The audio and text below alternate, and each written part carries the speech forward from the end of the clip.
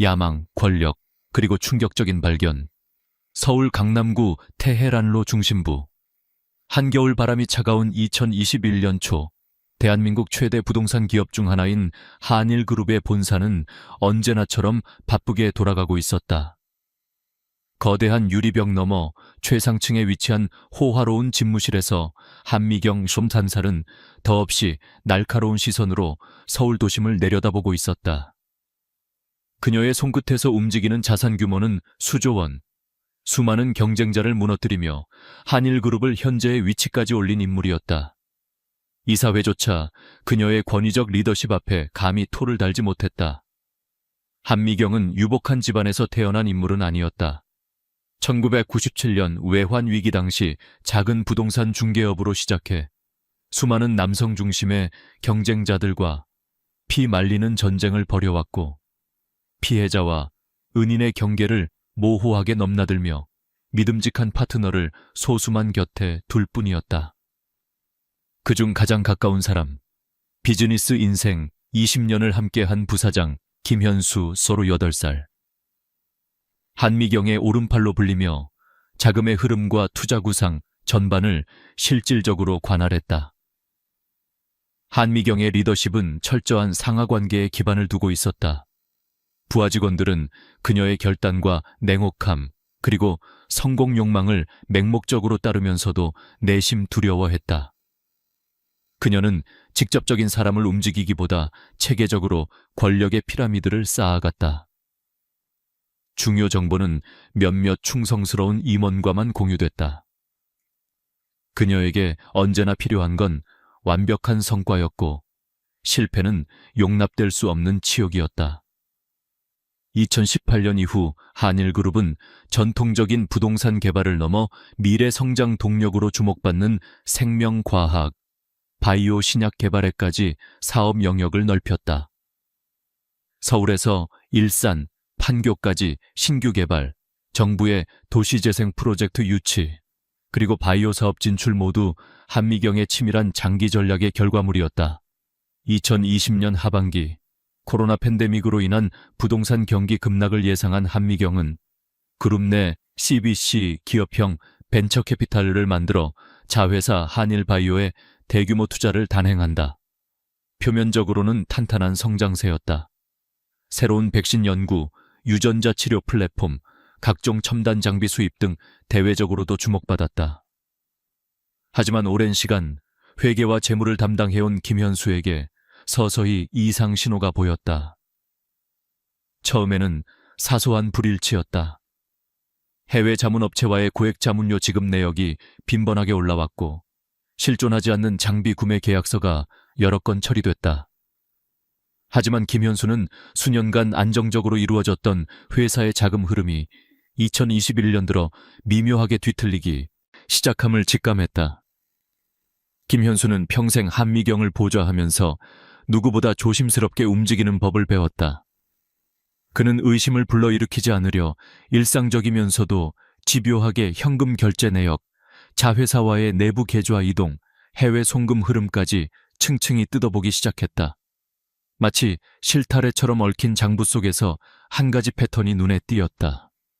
바로 한일 바이오를 거쳐 괴상하게도 네덜란드, 케이맨 군도, 싱가포르 등 해외 사무소로 빠져나가는 고액 자금이었다. 송금 목적은 영우용 기기 구매, R&D 컨설팅, 특허 사용료 등 합리적으로 꾸며졌으나 현장 실사 결과 실체가 없는 페이퍼 컴퍼니 투성이었다. 김현수는 두 가지 가능성을 떠올렸다. 하나는 국내외 파트너를 동원해 회사 자금을 세탁해 개인 자산화한 초대형 배임, 혹은 뭔가 더 복잡한 정치적 숨은 의도가 있다는 것. 그는 모든 자료를 하나하나 이미지로 백업해 평생 신뢰해온 사설금괴에 저장했다. 한미경, 그녀의 절대적 권력 아래서 살펴본 김현수조차 점점 불안에 휩싸였다. 혹시 자신도 부도덕한 자금 사슬의 하부 구조 일부가 된 것은 아닌지, 동조자로 찍힐 경우 법적 책임에서 결코 벗어날 수 없다는 조바심이 커졌다. 이쯤 되자 회사 눈치 빠른 간부진 일부도 공직자들에게 낯선 서명, 도장 등 뭔가 숨기려는 기류를 감지, 고요한 불안이 임원 회의실 안팎을 맴돌았다. 김현수는 이대로 휘말릴 수 없다고 결심한다. 하지만 한미경은 조금의 흔들림도 보이지 않았다. 오히려 연일 자신감 넘치는 모습으로 언론 인터뷰, 투자 설명회, 자회사의 신약 파이프라인 구상도 강화했다. 투자 설명회장, 그녀가 무심하게 쑥 지나가자 수백억 원대 계약이 체결됐다. 세련된 슈트와 미소 뒤 한미경에겐 본능적으로 무언가 섬뜩한 면모가 숨어있는 듯 보였다. 김현수의 마음은 밤마다 심하게 흔들렸다. 동반 패망을 피하려면 확실한 안전장치, 즉 증거와 거래 조건을 쥐는 것뿐이었다. 그는 마치 거대한 위험이 코앞까지 온 느낌에 최소한 자신의 가족, 부하 직원 모두를 보호하기 위한 보험을 준비했다. 그리고 그는 결정적인 선택의 순간을 맞는다. 이사회 제출용 공식 문서를 따로 백업하고 내막을 모르는 직원들에게는 비밀을 철저히 지킨 채 마지막으로 한미경에게 연락을 취한다. 회사를 떠나겠다. 내 목숨값은 내 몫의 지분과 침묵이다. 그날 이후로 김현수는 회사를 나가도 휴대전화를 늘 경계했다. 그의 시선에는 한미경의 측근들 중 일부가 사무실 주변을 신경 쓰며 맴도는 것이 더욱 또렷이 들어왔다. 그녀의 눈과 귀는 늘 예상 밖에서 작동했다. 이 시기 한일그룹의 경영 현장은 바늘 끝에 선 듯 팽팽했다. 한미경은 외압, 경쟁, 그리고 내부의 불복종의 기미가 움트는 것조차 눈치채지 못하도록 스스로 절대자임을 확인시키며 역설적으로 상대로 하여금 공포에 기대게 했다. 파트너로서 20년의 신뢰, 성공의 기억조차 존재하지 않은 헛개비가 될 수 있다는 분위기가 퍼지고 있었다. 김현수는 밤마다 문서를 확인하고 회사에서 잠든 척하며 비밀 데이터베이스 암호를 바꿨다. 한미경의 존재는 점차 그의 트라우마가 되어갔다. 그녀는 본사 구내식당에 잠깐 내려와 직원들 사이를 돌아볼 때에도 주변의 눈빛을 지켜보며 그 작은 경계선조차 허락치 않았다. 그가 만일 한미경을 협박하거나 실체를 외부에 알릴 경우 벌어질 수 있는 일을 수없이 상상했다. 마침내 김현수는 도망이 아닌 거래를 선택하기로 마음먹는다. 그날 오전 그가 내뱉은 목소리는 전과 달리 한없이 굳어 있었다. 대표님, 오늘 저녁에 꼭 만나야겠습니다. 사무실이 아닌 밖에서요. 이 메시지를 남기고 휴대폰을 내려놓는 순간 그는 자신의 일상이 더 이상 예전 같지 않으리란 것을 직감했다. 동시에 한미경 역시 단번에 사태의 심각함을 알아챘다. 거래의 제안과 운명의 만남, 2021년 5월 10일. 김현수는 새벽부터 잠을 설쳤다. 전날 밤까지 그는 머릿속에 있던 모든 가능성을 시뮬레이션했다. 수십 년을 함께한 한미경이 어떤 인물인지 만에 하나의 변수까지 계산하는 특유의 치밀함을 다시금 떠올렸다. 자신이 움직인 순간부터 두 사람 사이의 모든 신뢰는 증발할 것이었고 단 한 번의 실수조차 치명적인 결과를 불러올 수 있다는 것을 직감했다. 그의 심장은 불규칙하게 뛰고 손끝이 차가웠다. 오전 8시 김현수는 용기를 내어 한미경에게 전화를 걸었다. 대표님, 중요한 이야기가 있습니다. 오늘 저녁에 따로 뵙고 싶습니다. 딱딱하게 말을 조심스레 골라냈다. 한미경은 순간 망설였지만 그녀의 목소리는 평소와 다르지 않았다. 그래요. 오늘 저녁 구체적인 장소는 나중에 문자로 알려드릴게요. 전화가 끊기고 김현수는 두 손이 땀에 젖어 있음을 느꼈다. 그날 오전 그는 연차를 내고 은밀하게 그의 변호사 사무실을 찾았다. 김현수는 모든 증거 자료가 든 외장하드를 봉투에 담았다. 혹시 24시간 동안 연락이 안 닿으면 이 자료를 경제범죄수사대에 넘겨주십시오. 부탁합니다. 겉으론 담담했지만 한마디 한마디마다 두려움이 묻어났다. 코스피가 붕괴되던 시절 한미경과 맺은 첫 계약부터 지금까지 김현수는 늘 한 발 물러나 있었다. 하지만 이젠 더 이상 도망치기보다 가진 것을 빼앗기지 않기 위해 마지막 거래를 꺼낼 때라고 결심했다. 그가 원하는 건 간단했다. 이 판에서 조용히 빠져나가는 것, 30%의 지분, 현금화된 몫, 약속된 안전, 그리고 침묵. 한미경에겐 대가 없는 침묵은 없었다. 하지만 그를 증거와 정보로 위협하는 순간 이미 그들의 동맹은 끝장난 것이나 다름없었다. 김현수는 여러 차례 전화 내용을 시뮬레이션하며 구체적으로 무엇을 요구하고 어떤 문장까지 발설해야 할지 메모를 남겼다. 오후 2시경 약속 장소가 문자로 도착했다. 분당 자택, 저녁 8시, 반드시 혼자 오세요. 양복 차림으로. 이 간결한 메시지를 보는 순간 김현수는 마음속에 어렴풋한 공포가 일었다. 분당의 자택은 이미 여러 기업인과 권력자들이 비밀리에 방문했던 곳. 그중 누구도 정확히 안의 구조나 출입 방식에 대해 말을 해준 적이 없다. CCTV, 출입 시스템, 경호 모두 극도로 치밀하게 관리되어 왔다. 그 시각 분당 고급 주택가 한복판, 한미경은 집무실 문을 걸어 잠그고 재빠르게 자신의 캘린더를 확인했다. 오늘 일정 취소, 일부러 남긴 빈 시간. 의자에 앉아 깊은 숨을 고른 그녀는 오랫동안 상상해온 만일의 시나리오를 떠올렸다. 그녀에게 김현수는 장기간 옆에 있던 때론 동지였으나 새삼 배신의 잠재력 또한 누구보다 강한 존재였다. 더욱이 최근 그의 이상한 동선, 변화된 태도, 회의에서의 짧은 눈빛, 비정상적으로 정돈된 글, 미묘한 본사 주변 동향 파악은 한미경에게 경고였음을 깨닫게 했다. 아무리 가까워도 위험은 가까이에 있는 법. 그녀는 곧바로 보안팀장에게 전화를 걸어 저녁 7시부터 자택 부출입문, 거실 CCTV 꺼두세요. 손님 응대는 없고 부엌 쪽 경사로까지 출입 금지. 경호팀도 내 명령이 있기 전까지 주변만 돌아보게 하세요. 이 모든 것을 지휘하며 그녀는 서재에 놓인 금고를 열고 흔히 바이오 연구실에서 사용하는 무지, 우디, 유리 용기 하나를 꺼냈다. 투명한 용기엔 소량의 무색 액체가 담겨 있었다. 굳이 사용할 일이 없기를 바랐지만 만일엔 대비해야 하지. 저녁 7시 40분, 김현수는 잠시 도로에서 차를 멈췄다. 핸드폰 속에 담긴 가족 사진, 자신이 마지막으로 점검한 증거자료 저장 경로, 변호사에게 남긴 메모까지 재차 확인했다. 아무 일 없어야 할 텐데.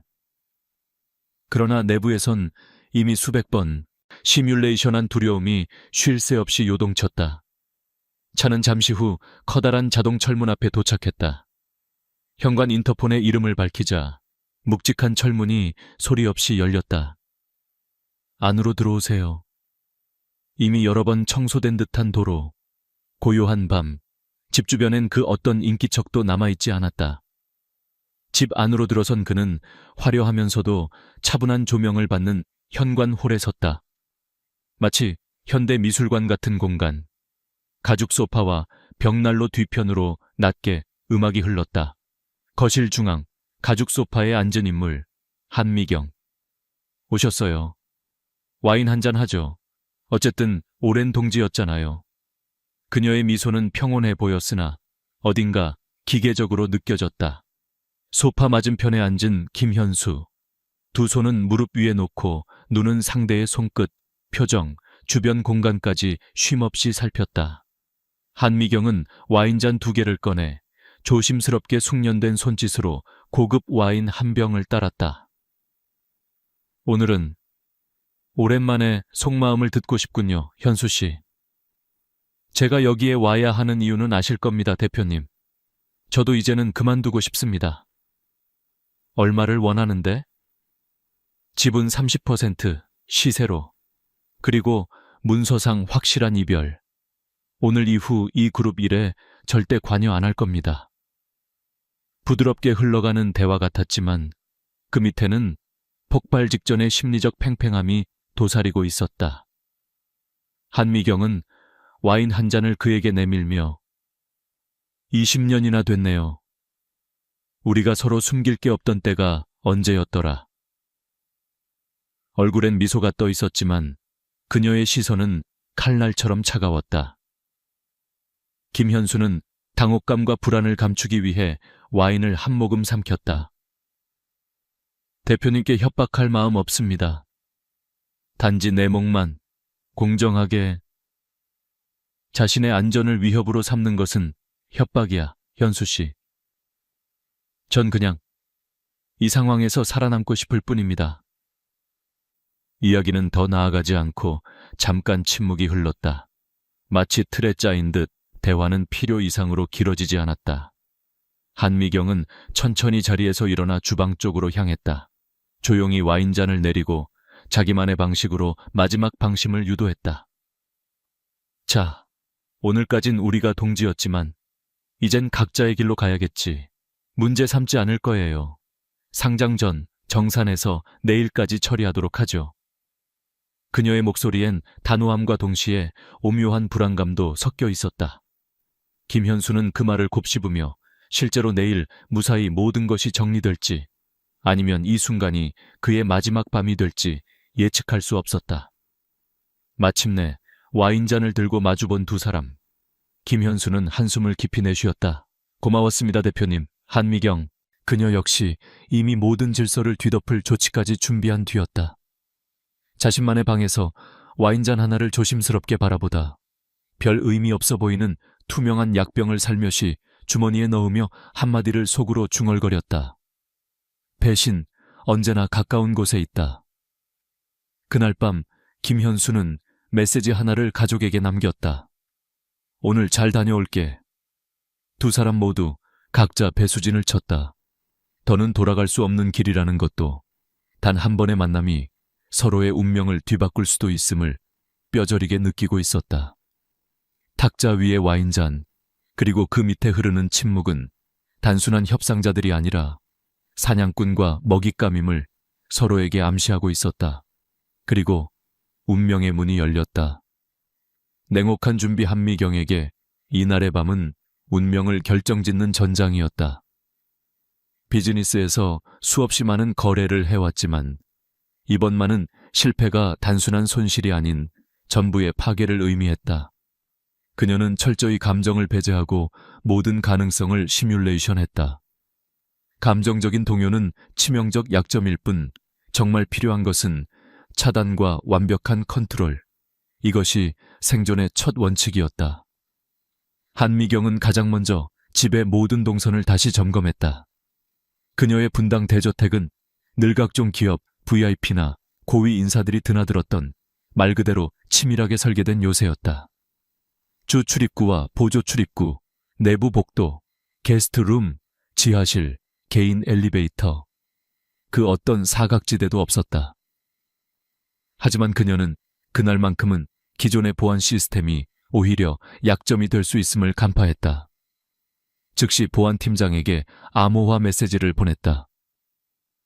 오늘 저녁 7시부터 모든 출입구 및 거실, 소형 엘리베이터, 게스트룸 연결 통로, CCTV 영상 저장 및 실시간 전송 기능, OFF. 단, 외곽 경비 및 정문, 차량 감시 카메라는 24시간 정상 작동. 평소라면 불가능한 조치를 한미경이 내리자 팀장은 예, 알겠습니다 라는 짤막한 대답 뒤 그녀의 섬뜩함을 재차 확인했다. 그녀는 이어 직접 주택 내부를 점검했다. 벽난로 장식 위 작은 카메라, 거실 각도별 각종 센서, 압력 감지기 등 모든 옵션을 하나씩 꺼두었다. 만에 하나의 이변 혹은 나중에 법적 조사 시 증거물이 될 만한 모든 흔적을 원천 차단한 것이다. 주방 출입구 역시 잠그고 알람은 단선, 두안시엔 처리했다. 가정부와 경비원은 당일 6시 전후 모두 퇴근시켰다. 급한 가족 일이 생겼으니 오늘 휴가 쓰세요 라고 단호히 통보했다. 한미경은 디지털 시계를 부엌에 3개나 추가 배치했다. 각 방의 사물과 위치, 조도까지 꼼꼼히 기록했다. 평소 각박할 정도로 엄수하는 시간 단위 스케줄. 이날은 더욱 정밀하게 동작했다. 오후 6전행. 식사 및 내부 인원 퇴근 확인. 오후 6:39. 서재 내 중요 서류, 자료, 노트북. 전부 금고 보관. 오후 7:00해. 보안 시스템 1차 점검. 사설 네트워크 접속 차단. 오후 7:03좀. 특별 약재 준비. 손가방에 위생장갑과 마스크, 소형 의료기, 구비. 오후 7:44. 초인종, 인터폰 교체 점검. 조명은 은은하게. 조정. 오후 8천. 응접 준비 완료. 예비 플랜 점검이처럼 정해진 시각에 정확히 따라 계획을 움직였다. 그녀는 불필요한 동선을 줄이기 위해 필요한 물건들은 거실과 주방 사이 이동 통로에 일정 간격을 두고 배치했다. 나중에 어떤 상황이 벌어져도 그 자리에서 가장 멀지 않은 곳에 반드시 필요한 물품이 있어야 했다. 한미경의 집무실 금괴 의료 연구 명목으로 별도 관리된 소량의 약병이 있었다. 무취, 무색의 액체. 정식 의료용으로는 허가받기 힘든 마취주사, 근이완제, 비상의료용 엔자임 등. 이 중 이날 그녀가 꺼낸 것은 바이오 연구소에서 관리하는 준독극물, 스키노린, 수치노린, 숙시놀린 계열 근육 마비제였다. 매우 빠르고 강한 효과, 무미, 무취, 소량이면 호흡근까지 5분 이내, 마비, 혈중 단백질 분해 효소에 의해 흔적이 빠르게 사라짐. 한미경은 약병을 가벼운 목걸이 케이스에 넣어 자신의 옷 안주머니에 고정했다. 그 외 긴장성 발작 혹은 자신이 공격당할 경우 쓸 수 있는 휴대용 호신용 스프레이도 챙겼다. 실제로 쓸 일이 없기를. 하지만 나약함은 죄다. 그녀는 전문의가 쓴 논문, 심포지엄 자료까지 수차례 되짚으며 사용법, 일어날 수 있는 모든 몸의 반응을 재점검했다. 만일 상황이 극단으로 흐른다면 그녀는 소파 커버, 핸드타올, 유리잔, 심지어 자신의 옷과 구두까지 즉각 폐기할 수 있도록 별도 봉투, 폐기용 박스를 준비했다. 지문, 채모, 혈액, 오염 가능성이 있는 모든 부분은 1차적으로 알코올 수건, 2차로 의료용 소독제로 처리할 계획이었다. 바닥 거실 카펫 아래엔 슬라이딩 형태의 방수 시트, 평소엔 들키지 않도록 접혀 있음을 깔았다. 거실 벽난로 뒤편엔 두꺼운 천으로 감싼 스테인리스 플레이트, 각종 의식물 폐기, 용기 일회용 주사기, 전용 안면 마스크, 폐기용 고무장갑, 포장지 분리수거 표식 스티커 및 QR코드, 수거시 차량 번호 미노출 가능, 심리전, 가해자, 피해자 모두를 통제하는 언어와 태도 준비의 마지막은 말, 표정, 제스처였다. 한미경은 작은 거울을 꺼내 표정 근육을 반복적으로 단련했다. 상대의 빈틈, 부족한 감정선에서 교정이 필요한 부분을 체크했다. 웃음, 너무 길면 약점, 너무 짧으면 경계, 정중함과 위협을 동시에 섞어라. 거울 앞에서 수십 번, 현수 씨, 나쁜 일은 하지 않을 거예요. 절대 지킬 거예요. 같은 말을 뱉으며 목소리의 톤과 억양을 점검했다. 핸드폰 보안도 철저히 관리했다. 위급 시자가 동기화 삭제, 그리고 긴급 상황 코드 발송, 초록 코드를 통해 변호사, 해외 신탁 비밀 계좌에 전자기록을 넘기는 프로토콜. 그녀는 마지막으로 침실에 남겨둔 간이설 앞장을 다시 점검했다. 만일 예상 밖의 상황, 상대의 공격 혹은 실신 등이 발생하면 비상 나가는 2분 안에 자신의 증거와 흔적을 모두 지워야 했다. 침실, 욕실, 부엌, 거실, 각 주요 지점에 즉시 사용할 수 있는 방진복, 위생모, 더신도 배치했다. 그리고 무엇보다도 그녀는 수면 위에서 상대와 단둘이 회동하는 퍼펙트 게임이자 동무대임을 확신했다. 내가 선택한 전장, 내가 통제하는 룰, 심지어 상대의 숨결까지도 이 공간에선 내 영역. 한미경은 마지막 다시 한번 전체 동선을 순회했다. 거실 조명, 와인 파우치, 잿더리, 전화기. 모든 소품은 이미 미장센의 일부가 되어 있었다. TV 소리를 적당히 낮추고 음악은 잔잔한 바이올린 곡. 실내 온도, 습도, 공기청정기까지 미세하게 조정했다. 모든 감각이 무뎌질 만큼 완벽히 정돈됐군. 한치의 미련도 없다. 두려움조차 없다. 그녀는 이 밤의 끝에서 그 어떤 돌발 변수도 예의주시하며 냉정하게 자신의 계획을 재차 복귀했다. 마침내 시계가 7시 55분을 가리킨다. 마지막으로 거울 앞에 선 한미경은 이마를 쓸어내리며 이 게임의 주도권이 절대 상대에게 넘어가지 않으리라는 자신만만한 미소를 지었다. 클라이맥스는 내가 만들어낼 것이다. 밤의 살인 8시 정각. 김현수는 분당 외곽의 저택에 도착했다.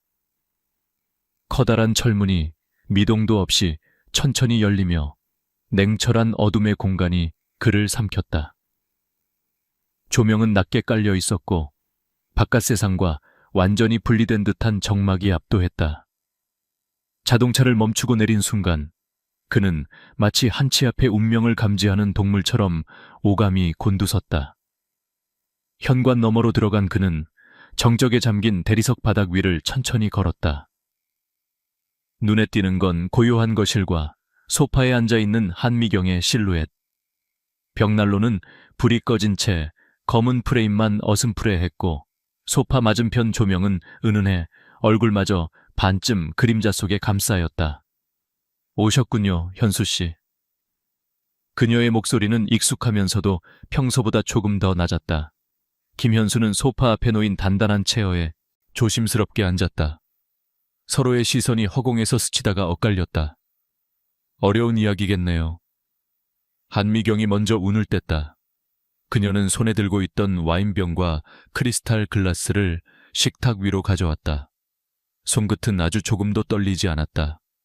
그녀가 와인잔에 진한 레드와인을 따라주는 동안 두 사람의 사이에는 낮은 긴장감이 전류처럼 맴돌았다. 계약 조건 다시 한번 말씀해 주시겠어요? 집은 30%, 정확한 시세로 현금화, 더 이상 서로 얽히지 않는 걸로. 정말 마지막인가요? 네, 서로에게 위험은 없는 게 좋겠죠. 한미경은 순간 미세하게 입꼬리를 올렸다. 오랜 파트너십, 이걸로 끝이라니. 정말 아쉽군요. 잔이 2번 부딪혔다. 건배하죠. 20년의 동지애를 위해. 그 말과 함께 한미경은 벌써 뭔가를 결심한 표정이었다. 김현수의 입술에 와인이 닿았다. 찌르는 듯한 산미, 그 속에 미묘하게 이질적인 이물감이 스며 있었다. 그의 뇌리에는 단번에 수많은 의혹이 스쳐갔으나 이미 심박수가 가파르게 요동치고 있었다. 분명히 말씀드려요. 저는 대표님을 협박할 생각 없습니다. 그저 각자의 길로. 말을 잇는 사이 혀끝이 굳어가고 있었다. 누르기 힘든 두려움이 폭발적 속도로 밀려왔다. 괜찮으세요? 한미경의 얼굴이 놀랐다는 듯 다가오지만 어디까지나 형식일 뿐이었다. 김현수는 알아챘다. 무엇인가가 잘못되었다는 것을. 목이 조여오고 팔과 다리가 점점 무거워졌다. 그의 시야에는 천장이 어둡게 흘렀고 신경계의 마비가 몸을 잠식했다. 입을 열어 외치고 싶었지만 이미 목구멍은 꽉 막혔다. 기절도 못한 채 온 정신이 또렷하게 깨어 있었다. 의식은 명확히 현실을 인지하고 있었으나 몸이 그의 뜻과 전혀 따르지 않았다. 심장 박동, 혈관 속 피의 움직임, 손끝의 감각까지 일일이 느껴졌지만 그 어느 것 하나 스스로 움직일 수 없었다. 미안하군요, 현수 씨. 이것이 당신이 택한 길이요. 한미경이 냉정한 목소리로 마지막 말을 내뱉었다. 김현수의 몸은 의자에서 미끄러지듯 바닥에 쓰러졌다. 유리잔이 손에서 빠져나가 바닥에 부딪혀 뾰족하게 산산이 부서지는 소리가 밤의 정적을 뚫었다. 쓰러진 몸은 경련처럼 미세하게 흔들렸고 고개는 옆으로 돌아가 보이지 않는 천장을 노려봤다. 그는 숨을 쉬려 애썼다.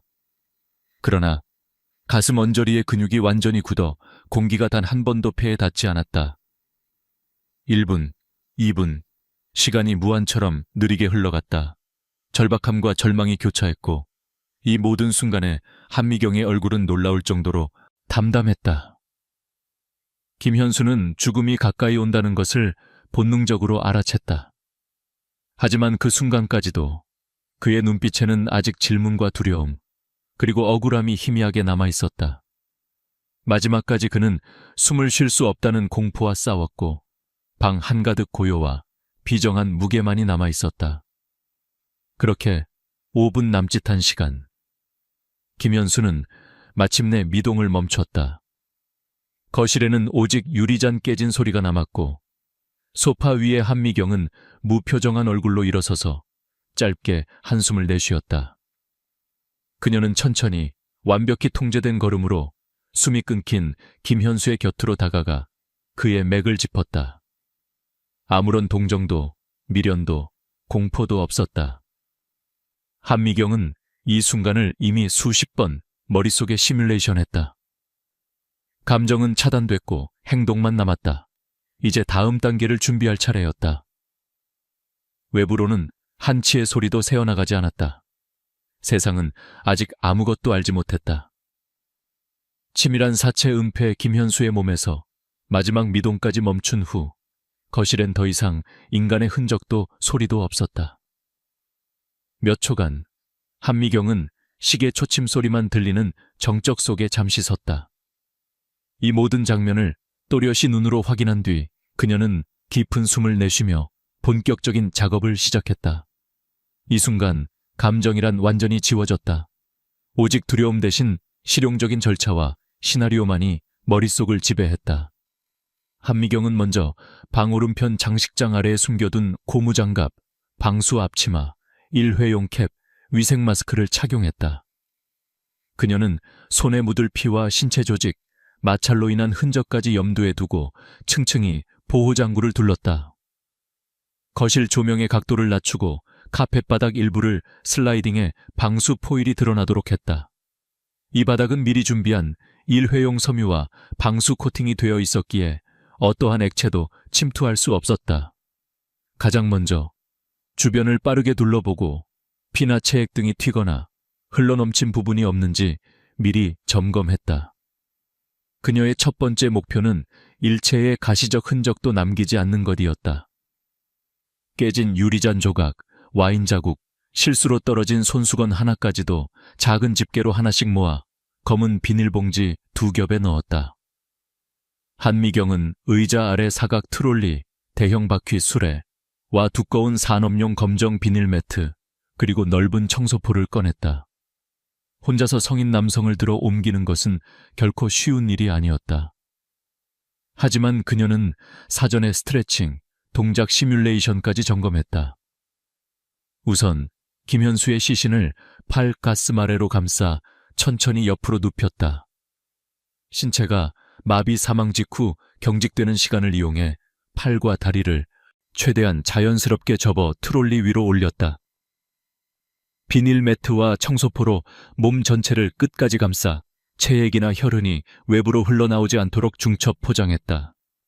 거실 한쪽, 그림 액자 속 버튼을 눌러 벽 한쪽이 미끄러지며 드러나는 작은 전용 엘리베이터가 있었다. 그녀는 미리 잠금 해제된 리모컨을 사용해 엘리베이터를 호출했다. 미리 바닥과 벽면 내부에 추가 방수포, 살균제를 뿌려 청결하게 관리된 곳이었다. 비닐에 쌓인 상태로 시신을 실은 트롤리를 엘리베이터에 올리고 직접 탑승해 저층 지하 작업실로 내려갔다. 이곳은 바이오 실험실을 위장해 설계된 방, 스테인리스 조 작업대, 의료용 기구, 산업용 싱크, 고압 세척기, 소각통까지 준비된 그녀만의 무균 공간이었다. 작업실 문을 잠그고 소매를 한 번 더 여몄다. 그곳의 온도와 조명까지 적당하게 세팅했다. 먼저 시신을 트롤리에서 옮겨 금속 테이블 위에 눕히고 팔다리의 위치를 재조정했다. 거친 숨을 한번 몰아쉬고 의료용 경고가위와 전동톱을 꺼내들었다. 실제 외과 해부 교본에서 배운 대로 그녀는 피부를 찢지 않게 모든 절차를 순차적으로 진행했다. 관절부 어깨, 골반 분리, 팔, 다리뼈와 근육, 피부 층별 해체, 흉부, 복부 개복 후, 내장기 제거 해체된 조직, 각각 폐기용 비닐 버킷 분류, 그 사이 칼끝과 기구는 수시로 희석 소독액, 고압 살균수로 세척했다. 신체 해체에는 2-3시간가량이 소요됐다. 그동안 그녀의 표정은 거의 미동조차 없었다. 일을 하듯 마치 이미 죽은 조직을 단지 분리 작업하듯 야무지게 작업했다. 커팅된 근육, 피하 조직, 지방 등은 별도의 청색 폐기통에 담았다. 내장 및 혈액 가득한 기관들은 붉은색 특수 용기에 따로 분리.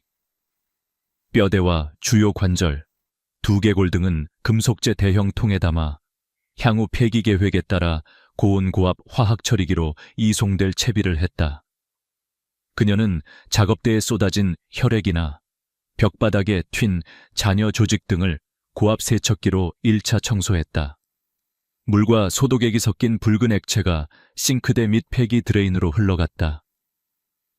모든 해체 작업이 끝남과 동시에 그녀는 사용한 칼, 톱, 장갑, 앞치마, 방진 더싱까지 전부 폐기용 컨테이너에 넣었다. 고온 멸균기로 1차 소독 후 각종 쓰레기는 비밀 폐기 수거함에 이중 포장, 바깥 쓰레기와 섞이지 않도록 신경 썼다. 금속 테이블 바닥, 벽면은 3-4번 의료용 표준 소독 프로토콜을 따라 세심히 닦아냈다.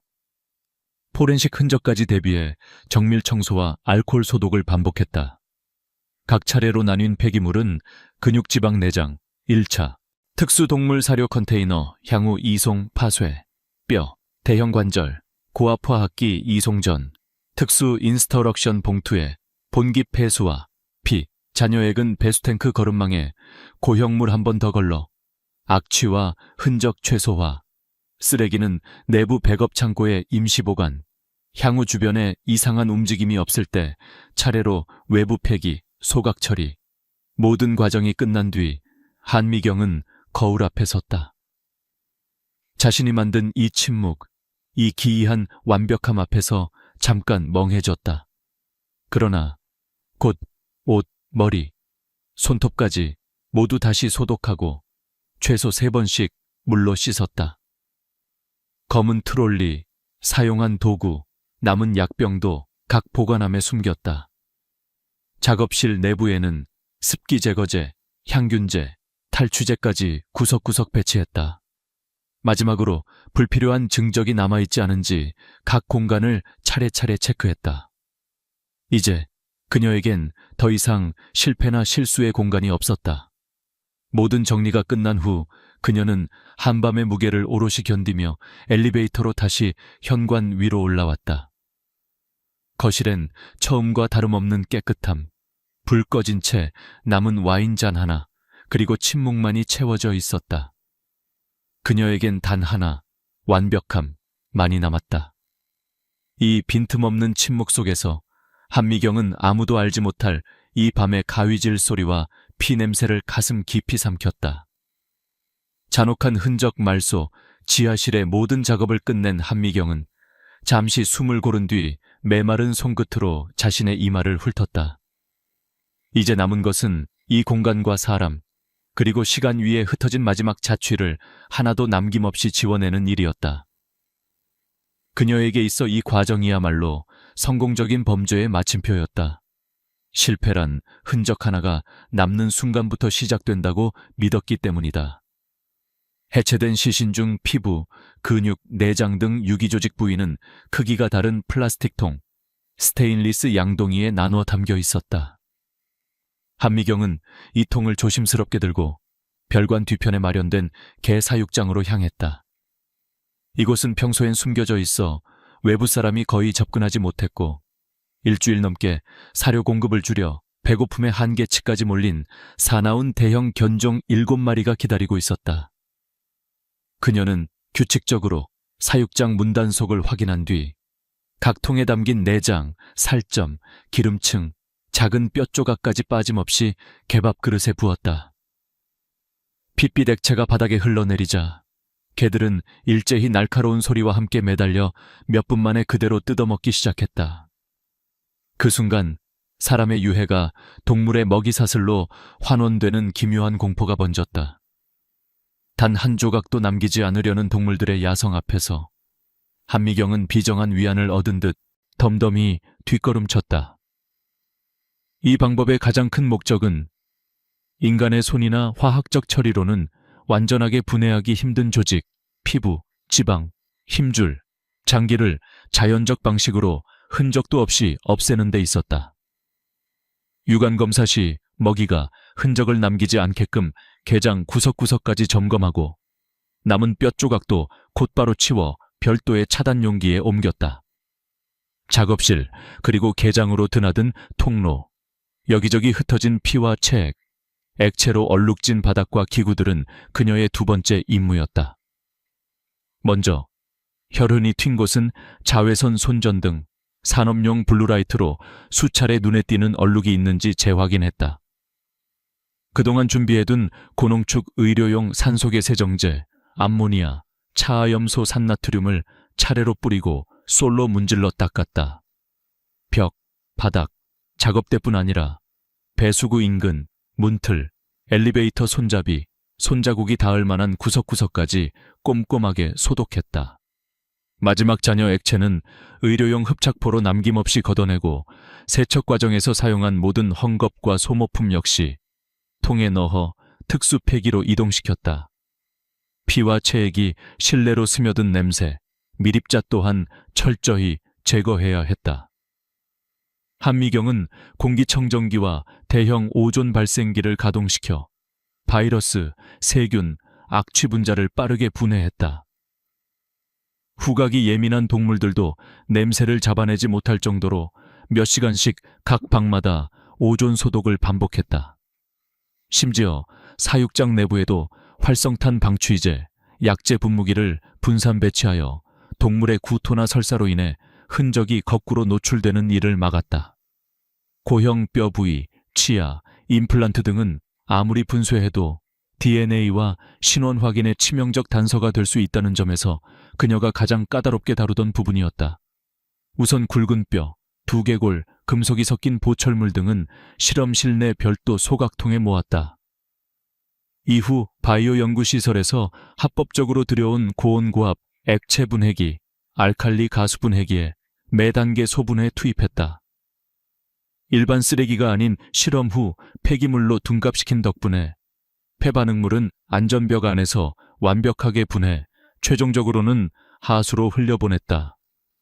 분해 후 남은 고형물, 아주 작은 뼈가루, 미세칙과 보철 조각 등 은 수십 차례 걸러진 뒤 화학약품에 다시 한번 담가 변색 여부까지 확인하고 소량씩 여러 차례 일반 생활 쓰레기에 분산시켰다.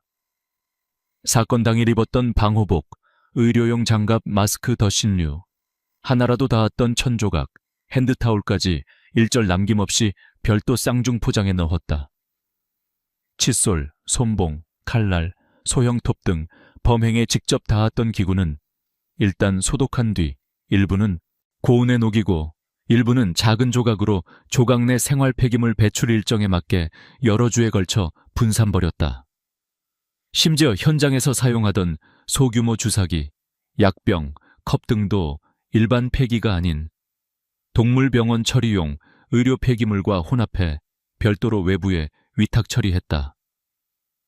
치밀한 준비답게 한미경은 보안 시스템의 네트워크 로그, CCTV 저장본 등 모든 전자기록도 직접 지우고 암호를 재설정했다. 어나더 비밀번호를 걸고 일시적 보안 점검이라는 사유로 정기 서버 증거도 수동 삭제했다. 현장 감시장치, 출입구 등록 기록, 출입 담당자 통화 기록까지 꼼꼼히 체크하며 어떤 흔적도 남지 않게 디지털 정리 작업을 반복했다. 이 모든 과정을 끝낸 뒤 한미경은 손수 레이저 손전등과 루페를 들고 집안, 실외 동선, 개장 입구, 실험실, 배수구, 작업복 교환실까지 한 번 더 돌며 섬뜩한 예민함으로 모든 표면을 점검했다. 조그마한 실수 하나가 자신의 인생 전부를 무너뜨릴 수 있다는 자각이 그녀를 한치의 빈틈없이 몰아갔다. 바닥 타일의 미세한 얼룩, 공기 중의 잔향, 쓰레기 보관함의 무게와 외형까지 모든 것은 철저히 리셋되었다. 거대한 침묵, 와인잔 하나 남아있는 정갈한 거실과 바깥 세상의 정막이 교차할 뿐이었다. 그날 밤 이후 이 공간과 그 밤의 기억에는 오직 한미경만이 겪은 잔혹한 흔적 말살의 질식감만이 남았다. 남은 흔적의 철저한 소멸 잔혹하고 집요한 흔적 말소가 완료된 뒤에도 한미경의 작업은 결코 멈추지 않았다. 생물학적 조직이 사라지고도 실질적인 위협이 되는 것은 바로 사람의 신원을 특정할 수 있는 결정적 표식들, 대형뼈, 치아, 티타늄 인공치아, 의류, 소지품이었다. 한미경은 이 마지막 일부조차 완벽히 형태가 없도록 과학적이고 산업적인 방식을 동원했다. 가장 골치 아픈 것은 두개골, 대퇴골 등 굵은 뼈와 치아, 인공재료, 티타늄, 도자기 임플란트였다. 이들은 단순 파쇄로 완전히 없앨 수 없다. DNA 분석, 법의학적 추적의 주요 단서이기 때문이다. 한미경은 별도로 설계된 산업용 알칼리 가수분해 장치를 실험실 내부 가장 안쪽 벽장에 숨겨놓았다. 평소엔 실험용 조직 해체 연구로 신고된 이 장치는 정규 운전 시 170도 내외에서 강한 알칼리 용액, NaOH, KOH 등과 고압 증기 상태로 동물성 조직 및 인공물질을 신속히 분해하도록 고안된 HVAC 시스템과 연동되어 있었다. 모든 남은 뼈 조각, 두개골, 치아, 임플란트와 심지어 종이 수건 의류, 불연성 섬유 제외까지도 이 통에 각각 분산 투입했다. 버퍼 솔루션과 내부 강성 필터가 냄새, 입자, 색소까지 이중 여과 고압이 시작된 후 3-4시간, 뼈와 치아는 1차 화학 반응으로 무기질, 인산칼슘 가루와 용해액으로 변환 금속, 도자기류는 1차 화학적 박리 후 여과망에 모여 별도 회수 가동이 종료된 후 남은 잔류물은 기계 내장 폐수 회수통에서 정제된 액상, 하수 규정 내 수치를 별도 배관 처리했고 고형 잔여물, 환원된 뼛가루, 미세 금속 조각은 여러 회에 나누어 생활 쓰레기, 실험동물 폐기물, 산업용 쓰레기 등 용도로 분산하면서 동선과 시점, 지역 모두 겹치지 않게 치밀하게 폐기했다. 신분 노출의 또 다른 카테고리는 옷, 신발, 속옷 등 섬유류와 각종 소지품, 지갑, 스마트폰, 신용카드, 명함 등이다.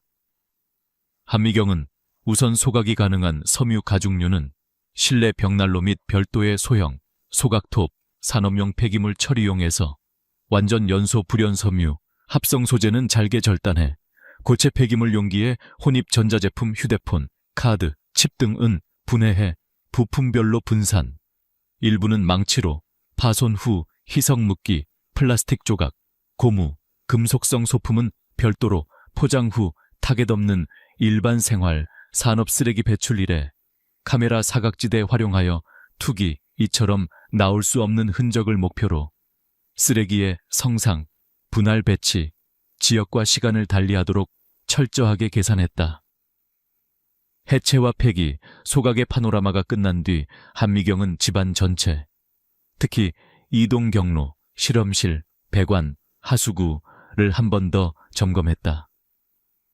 바닥, 벽, 현관 구석에 미세한 이물질, 섬유, 털, 핏자국이나 탈락된 결정상 입자가 없는지, 특수 형광 램프, UV 라이트, 스타키 시험지를 이용해 확인 바람이나 공기 흐름을 타고 나물 미세가루, 탈취제를 거듭 분사 후 오존살균 및 황이 배관 내부엔 고압 세척제, 표백제, 투입 후 3중 걸름망을 설치, 혹시 남을 수도 있는 미립자까지 최종 방지 배수구와 욕실, 병의, 주방싱크 등 모든 수분의 이동 통로에 붉은색, 검정색, 검사용 페이퍼를 깔아 시뮬레이션 테스트 후 완전히 깨끗하게 마감했다.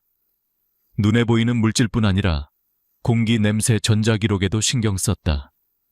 디지털 가입 인증 이력, 와이파이 위치 기록 모두 삭제, 보안 시스템 기록 갱신 외부 출입구는 이틀에 걸쳐 수차례 닦아 체내 분비물, 땀, 손때, 머리카락 등 유전자 흔적 가능성까지 사전 차단 쓰레기장 주변, 차량 진출입 경로, 일회용 소모품 보관함, 모든 패턴이 완전히 랜덤하게 보이도록 설계 거실, 부엌, 작업실을 각각 살아있는 공간처럼 꾸몄고 소파 커버, 쿠션, 패브릭까지 전부 교체했다. 최신 미세 입자, 센서까지 활용해 실내 공기와 먼지 농도까지 정상 범위로 맞췄다. 완전히 새로운 공간처럼 탈바꿈한 저택에는 처음부터 아무 일도 없었던 듯 평온이 흘렀다. 한미경은 마치 전문가처럼 마지막으로 전체 공간을 유관 후각 도구로 3번 재점검했다. 감정적 동요는 오히려 최후의 실수라고 여긴 그녀는 모든 자녀 불안을 억눌렀다. 이제 시간만 흘러가면 된다. 결코 나와 이 공간을 누구도 연결시키지 못한다. 단지 아주 미미한 공허와 항의만이 남은 가운데 한미경은 그 밤을 홀로 차가운 침묵 속에서 맞이했다. 실종 사건과 수사의 서막 5월 12일 서울 강남구 논현동. 아침 일찍부터 휴대폰에 아무런 연락이 오지 않자 김현수의 아내는 평소와 다른 불안함에 휩싸였다.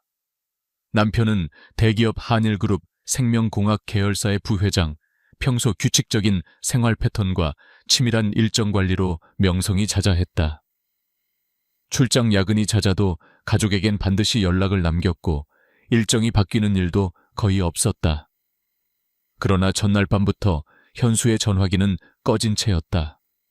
문자, 메신저, 이메일, 어느 한 곳에도 답신이 없었다. 11살 아들은 아빠는 오늘 아침 출근 안 해? 라고 묻고 아내는 불길한 직감에 사로잡힌 채 집안 곳곳 현수의 직장 동료들과 지인들에게 전화를 돌렸다. 아무도 남편의 행방을 알지 못했다. 어젯밤 갑자기 일이 생긴다고만 했어요. 연락은 아예 안 됐습니다. 회사실로 지방 간 게 아니라면 이런 적은 없었네요. 아내의 손끝은 차가웠고 시간은 한없이 더디게 흘렀다. 전고 무렵 마침내 그녀는 뱃 위에 신고 전화를 걸었다.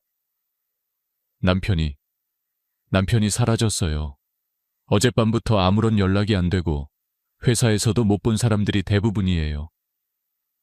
서울지방경찰청 강력 3팀에 초기 신고가 접수됐다. 담당자는 단순 외박이나 자발적 잠적 가능성, 사고나 범죄 연관 가능성 모두 배제하면 안 된다는 매뉴얼에 따라 1차 상담을 진행했다. 마지막 연락 시점, 가족 회사 동선, 최근 스트레스나 이상론? 어젯밤 집에 들어오지 않았고 회사실로 외출한다고만 했어요. 특별한 가정 문제도 부부 갈등도 없었습니다. 과거 실종 경력, 급전 요구, 채무 불이행, 위협 상황, 원한 관계는요? 아니요, 남편은 그럴 사람이 아니에요. 모든 일이 꼼꼼했고 가족도 소중하게 여겼죠. 경찰은 자택, 회사 동선, 출입 기록, 차량 정보 조회를 동시에 시작했다. 마지막 위치가 확인되는 휴대전화 신호는 약 12일 새벽 1시경 분당 외곽 지역이었다. 강력 3팀 수사반장 정재우 50세는 사안의 특수성을 빠르게 파악했다. 대기업 임원, 조직 내부의 권력관계, 산업 스파이 경제범죄 가능성 배제 불가. 그는 범행 우발적 사고 자발 실종 모두를 염두에 두고 실종 프로파일을 작성했다. 실종자 신원 김현수 48, 한일그룹 부회장, 경제 언론권 영향력, 최근 바이오 사업 고위직 최종 목격 연락. 전날 오후 아내에게 중요한 미팅이 있어 밤에 복귀 어렵다는 문자. 특이 동선. GPS 기록상 분당 방향 이동 정반장은 가족 지인 진술을 받으면서 회사 내부 인사팀 및 비서실과 연결했다. 회사 차제, 사내 CCTV, 출입카드 로그, 거래 내역, 최근 회의록 모두 자료 제출하세요. 도시 곳곳에 산재한 CCTV 관제센터와 분당 지역 사설 방범 카메라 영상을 일제히 확보했다. 마지막까지 그로 나타난 행적은 어디인가? 차량은 분당 외곽 공영주차장에 며칠째 정차된 상태로 포착됐다. 경찰은 즉각 차량 주변 현장을 통제했다. 현수 씨 차량은 먼지 하나 없이 잘 닦여 있습니다. 외관상 도난 흔적이나 파손은 전혀 없습니다. 차량 실내를 면밀히 조사하면서 좌석 하단에 떨어진 낯선 진흙, 미세한 동물털 일부가 발견됐다. 최초에는 평범한 흙먼지로 여기려 했으나 형태와 색상이 주변 환경과 맞지 않았다.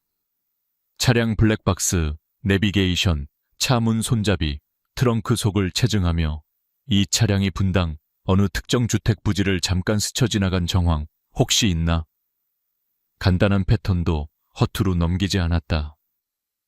수사의 방향은 점점 더 복잡해졌다. 경찰은 김현수의 업무 습관, 평소 성격, 최근 사업 파트너십, 가정 내외 주변인 모두를 인터뷰했다.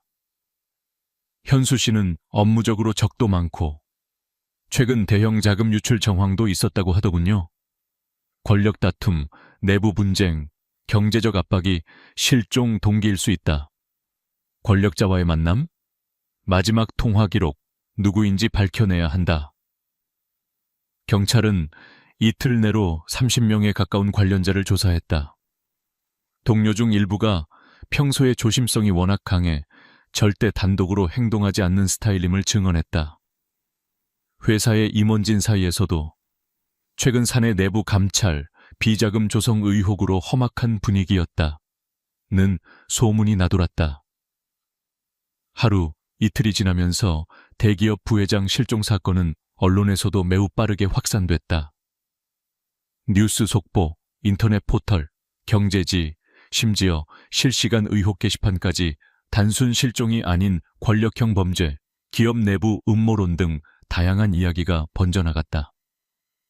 경찰청장, 본청 강력계, 기업 홍보실 모두 사안의 민감성을 인지하고 대책, 회의를 열었다. 사건은 최대한 조용히, 신속하게, 동시에 한치의 허점 없이 다뤄라. 정재우 반장은 팀원들을 모아놓고 이렇게 말했다. 이건 단순 실종이 아니다. 누군가가 치밀하게 시간과 공간을 통제했다. 배우, 배후와 동기, 그리고 완벽한 실행력이 결합된 사건. 실체가 드러나려면 사소한 단서 하나라도 소홀히 해선 안 된다. 경찰 내부의 초동 수사팀에선 이미 피의자 없음에서 잠정 다수 용의자로 방침이 전환됐다. 분당 외곽, 한일그룹 고위직, 가족, 비서, 마지막 만남 추정 인물들 하나하나 전수조사가 시작되었다. 김현수의 가족은 경찰서에서 밤늦게까지 진정을 거듭했다. 아내분, 마지막으로 남편과 하신 말씀, 작은 제스처라도 기억나십니까? 아이 앞에서는 평정심을 유지했지만 사실 저는 정말 불안했어요. 이런 일이 생길 거라고는 꿈에도. 모두가 초조함과 무력감에 휩싸여 잠 못 이루는 첫 밤이 이어졌다. 자동차 동선, 역추적 김현수 실종 3일째. 경찰 수사는 결정적 분기점에 접어들었다. 가장 큰 단서는 바로 그의 차량, 현대차 제네시스 블랙이었다. 분당 외곽 공영주차장에서 발견된 차량은 처음 봤을 땐 멀쩡하게 보였으나 세밀한 역추적과 감식이 시작되면서 점점 더 강한 단서의 밑바탕이 되어갔다. 경찰은 차량을 발견한 즉시 주차장 전체를 통제하고 차량 주변 및 아래 바닥, 타이어와 휠 하우스, 트렁크, 좌석 시트 아래 등 미세한 부분까지 4인 1조로 분담해 샅샅이 검증했다. 차체 외부엔 먼지가 거의 없었고 마치 누군가 세차하듯 상쾌할 만큼 깔끔했다. 그러나 세밀히 살핀 감식반 요원은 휠, 하우스 안쪽에 소량의 붉은 토양, 일종의 점토성 진흙이 단단하게 덕지덕지 붙어 있는 것을 발견했다. 타이어 트레드 사이에도 일반적인 강남 도심의 아스팔트 먼지와는 확연히 구분되는 자연 토양 성분이 포함됐다. 2차로 감식팀은 운전석 매트라인과 페달 틈 사이에서 길고 굵은 검은색, 회색 털 뭉치와 의문스러운 섬유질 조각을 수거했다. 실내 가죽 시트에선 깊은 스크래치 혹은 미세한 핏자국 흔적이 발각됐다. 차량 내 블랙박스와 내비게이션 SD카드는 모두 확보됐다. 첫 분석 결과 마지막으로 기록된 영상은 실종 당일 밤 도심에서 분당 방향으로 이동 중이던 김현수의 모습이었다. 하지만 곧이어 일부 구간은 영상이 녹화 중지 상태로 비어 있었다. 경찰은 경로상 여러 개의 방범 CCTV, 공용 주차장, 고속도로 톨게이트까지 총 21개의 외부 영상을 확보해 하나하나 대조했다.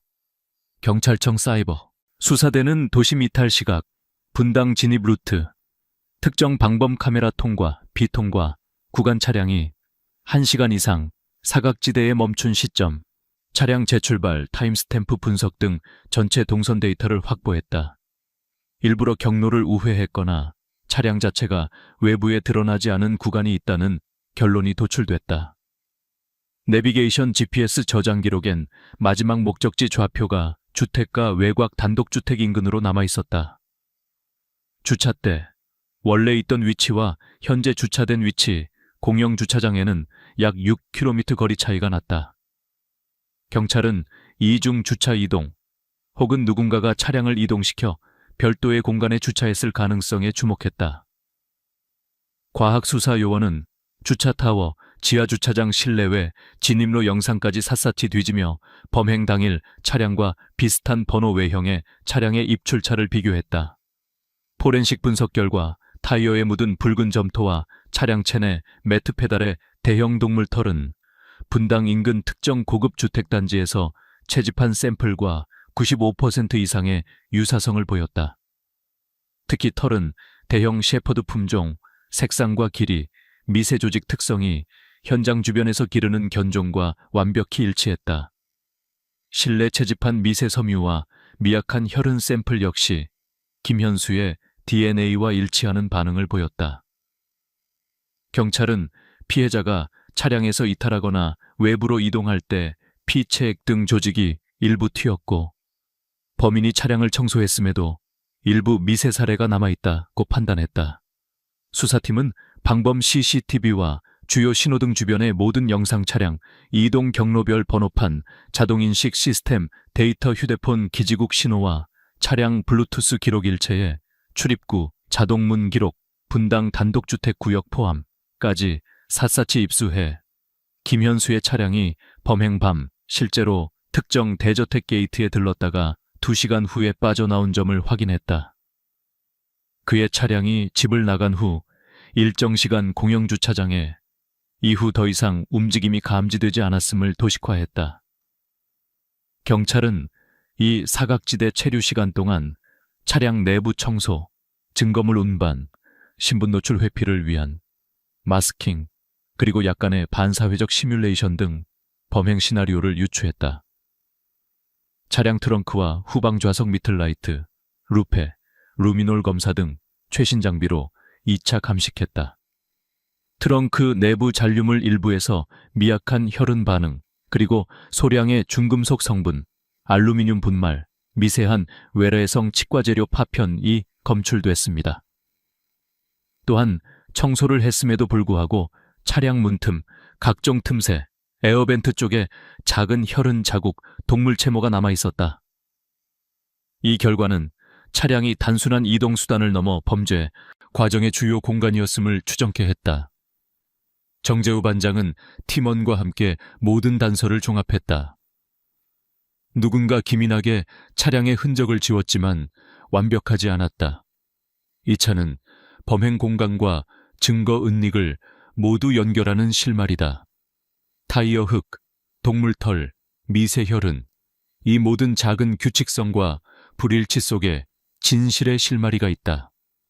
수사팀은 차량을 마지막으로 목격한 사람 및 CCTV에 등장하는 인물, 차량 청소에 동원됐을 법한 도구 물품 구매 기록, 주변 주택과 차량의 출입 경로, 교통 패턴까지 한치의 오차 없이 조사 대상을 넓혀 나가며 사건의 단서망을 타이트하게 좁혀 나갔다.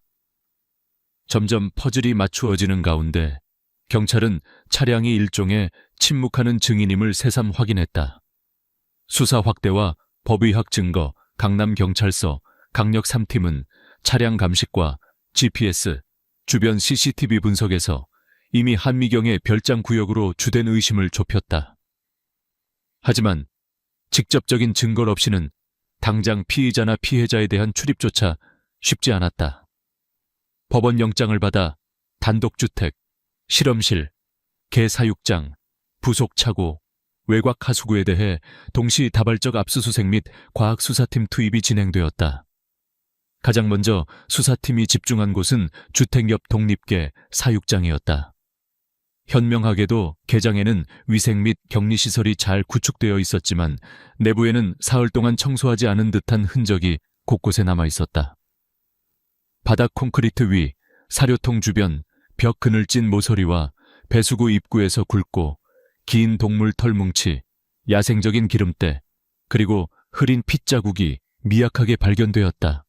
법의학팀은 각 털을 수거해 모색, 길이, 표피 각화도, 조직 내 단백질 분석부터 진행했다. 샘플 중 일부는 크고 탄성이 있으며 색상 패턴상 아시아 대형 셰퍼드, 종 특유의 특징이 뚜렷했다. 이는 이미 차량 내 털과 1차 일치 소견을 보인 바 동일견일 가능성이 매우 높았다. 바닥 핏자국은 면포와 루미놀 반응제를 활용해 시각화했다. 미세 혈흔 중 일부는 개의 타액 성분이 혼합된 점이 특징적이었다. 현장에 동행한 법수의사는 정상 사육장의 피 흐름과 달리 이곳엔 비정상적으로 농도 짙고 동물적 흔적 외에 미량의 인간 DNA가 검출된다. 고의적 사체 투입 흔적 가능성 높다라고 평가했다. 수사관들은 개 사육장 진입로, 주택 경계선, 차고 바닥, 싱크대 하부의 배수 그레이트 안쪽에서 샘플을 채취했다. 분석 결과 차량에서 분리 채취한 붉은 점토 성분과 별장 인근 개장 바닥의 무기토 조성, 산성도, 색상, 실리카 결정 패턴이 상당히 일치했다. 또한 일부 직원 및 가족, 청소 용역의 신발에서 개장 쪽, 토양과 유사한 흙먼지가 따로 분리되어 나와 현장 내 동선이 교차했음을 강하게 시사했다. 수사를 한층 더 심화한 과학수사 분석관들은 실험실, 지하 작업실의 금속 테이블, 싱크대 주변, 소각기 외장판, 하수 싱크, 배수로, 지하 폐수 통로, 작은 도구함과 쓰레기 컨테이너를 세밀하게 채집하였다. 배수관 중간 시폰, 트랩 내부에선 치과용 고정물, 티타늄, 세라믹 조각, 소량의 회백색 인산칼슘 분말, 인간뼈, 화학잔사, 분해되지 않은 치과보철의 제조사, 시리얼 번호 각인이 검출됐다. 법수인은 이런 미세 입자와 소재는 일반 생활 오수에서는 검출될 수 없다. 화학적 분해, 고온, 고압 처리가 복합적으로 개입되어야 의미 있는 수치다. 심지어 치과 보철 시리얼은 피해자 병원 진료 기록과 완전 일치한다. 며 강한 확신을 보였다. 바로 이어 실험실 주변과 개 사육장, 배수로 곳곳에 쿼드러플 유전자 증폭 STR, 마이크로위성 분석 시료가 도입됐다. 채집된 혈액, 피하 조직, 채모, 소량의 신경조직 등은 일률적으로 김현수의 프로필과 DNA 매칭을 받았다. 동시에 개 사육장에서 채취한 침샘 및 변 배출물 시료에도 흥미로운 결과가 나왔다. 동물 위장 잔류 조직에서 인간 유전자 조각이 검출되었고 일부는 강한 위산 분해 후에도 유의미한 핵산이 남아 있었다. 동물법의학 전문가는 이 정도 DNA 검출력은 시신 혹은 신체 일부가 실제로 사육동물의 소화기관을 거쳤다는 명확한 방증이라 발언했다. 정재우 반장은 모든 법의학 데이터를 차트로 정리하며 범인의 심리적 무장해제 지점을 노렸다. 이 정도의 미세 조작과 분해법은 무의식의 한계도 드러난다. 한미경은 완벽을 추구했으되 물리, 화학, 생물적 증거에 미세한 결을 지나치게 신경 썼고 그 과정에서 오히려 분산된 흔적이 범위를 좁혀준다. 경찰은 적절히 수사망을 좁힌다는 여론을 흘리며 피의자 주변의 사회적 압박과 내부자의 진술 유도도 병행했다. 한미경의 심리선은 파고드는 과학수사 네트워크 위에서 점점 더 조여 들어가고 있었다. 수사의 속도와 폭을 넓히기 위해 경찰은 서울대 법의학 동물조직연구소, 국립환경과학기관, 디지털 분석팀 등과 실시간 협업 체계를 구축했다. 미세 증거 채취 분석, 데이터베이스 매칭, 현장 디지털 포렌식, 개 사육장 동선 분석 등 각 전문가들이 데이터와 직감의 경계를 수시로 넘나들며 수사의 정확도를 높였다. 모든 법의학적 데이터, 미세 유전자 및 조직 증거, 현장 물질의 다층적 일치로 경찰은 마지막 논리적 조립을 완성해가고 있었다. 제 아무리 완벽한 증거 인멸을 꿈꿔도 세상에는 결코 사라지지 않는 미세한 진실이 있다. 정재우 반장은 이제 확신했다. 진실은 분자 하나, 조직의 미량 단위까지 집요하게 추적하는 집단의 소명 속에서 마침내 얼굴을 드러내고 있다는 것을. 압수수색과 알칼리 가수 분해기 발견, 결정적 단서 경찰 강력 3팀의 수사망이 한미경의 별장으로 좁혀진 이후 강제 압수수색 영장이 집행됐다. 현장 경험이 풍부한 팀장 정재우와 과학수사대, 법의학 전문가들은 별장 전역의 구조적, 기능적 특성에 주목했다. 특히 별장 실험동, 지하 공간, 외부에서 독립 출입이 가능한 밀실 영역에 수사력에 초점을 맞췄다. 별장 지하는 건축 도면상 단순 저장실 연구구역으로 표기되어 있었으나 내부 벽 일부에는 이음매가 거의 보이지 않는 미닫이문, 이중 방화문 등이 도입되어 있었다. 특수 자물쇠와 RFID 키패드, 진입 시 실험복 착용 안내문, 유해물 취급구역, 경고 표시까지 누가 봐도 평범한 민가의 설비와는 거리가 멀었다. 수사팀은 기존 도면과 실제 현장을 대조해 한미경이 불법 이중벽 시공 및 방음 처리까지 꼼꼼하게 설계한 사실을 확인했다. 현장 감식관은 밀폐된 방 안에서 화학 냄새와 약간의 금속성 산화 냄새를 맡았다. 외부와 격리된 이 공간에는 황희 시스템과 비상 샤워 시설, 배수 필터 시스템까지 따로 구축되어 있었다. 가장 깊숙한 공간 한가운데 산업용 알칼리 가수 분해기 한 대가 있었다. 이 장치는 평소 생명과학 연구 및 동물 조직 처리용으로 허가받은 것으로 등재되어 있었으나 외관 구조 부대 배관, 온도계 압력 조절기 등 장치의 스펙은 일반적인 동물 실험실 수준을 크게 상회했다. 170도 이상 고온, 50발 이상의 고압, 내부는 강알칼리, NaOH, KOH, 용액 주입식, 대형 금속 드럼과 복수계 소각 슬롯, 샘플 투입구 및 시료 채취 구멍, 자동 세척 시스템, 폐수 배관 연결부에 3중 필터, 외부 차단 밸브, 분해 결과물 일시 저장망까지 설치. 법의학 전문가는 장치를 면밀히 관찰한 뒤 이 정도 설비는 연구소 또는 산업폐기물 처리장에서나 볼 법한 수준입니다. 민계는 극도로 이례적이죠. 그리고 분해물 샘플 고형 필터 내부 스크래치 자국 등은 반복적 실사용 흔적이 분명합니다. 라고 말했다. 가수 분해기 주변에는 다양한 고농도 시약통, 금고용 보관함, 일회용 보호장구, 집게, 갈색 유리병 수십 병, 폐수 저장 드럼 등이 빼곡히 채워져 있었다. 벽면엔 정확한 시간표와 최적 분해 온도, 압력, 용량, 데이터가 직접 송을시로 붙어 있었으며 내장 모니터엔 최근 1개월간 5차례 이상의 사용 로그가 남아 있었다. 폐수 처리가 끝난 드럼 내부엔 회백색 분말, 미세 금속 조각, 소량의 소각되지 않은 세라믹, 칡과 보철, 합성수지 파편 등이 남아 있었다. 법의학팀은 즉각 이들 잔류물을 정밀 채취해 유기 무기물 분광 분석, ICP-MS 유도결합, 플라스마, 질량 분석, 칡과 보철물의 식별 각인, 시리얼 넘버, 미세 고정 필터 내 잔사, 검표 등을 진행했다. 첫 번째 결과는 명확했다. 폐수와 필터, 내장 드럼 샘플에서 검출된 인산칼슘, 마그네슘, 미세 혈흔 단백질, 칡과 보철 시리얼 넘버는 실종자 김현수의 의료기록, 치과 진단서와 완벽하게 일치했다. 특히 미세 티타늄, 세라믹 조각과 내구성 높은 신경치료용 소재, 조직 분해 후 잔류 의료용 합성수지 내분비 조직 내 DNA 파편, STR, mtDNA 매칭, 동물-인간의 분해 잔사가 동시에 존재, 그리고 그중 일부는 인간 유전자와 특이적 의료 식별 주기에만 고유히 확인된다는 분석 결과를 가져왔다. 구체적으로 알칼리 가수 분해로 인한 골조직 내 인산칼슘 결정 크기, 열화 패턴, 미세 분포, 내장 필터 내 섬유질은 단 한 번의 우연으로는 나올 수 없는 반복적 처리의 결과였다.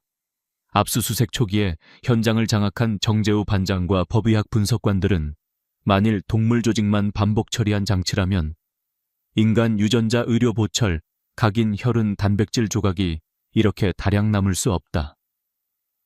피의자 한미경은 합법성이라는 위장 아래 범죄 증거 인멸을 산업설비화, 패턴화하였다.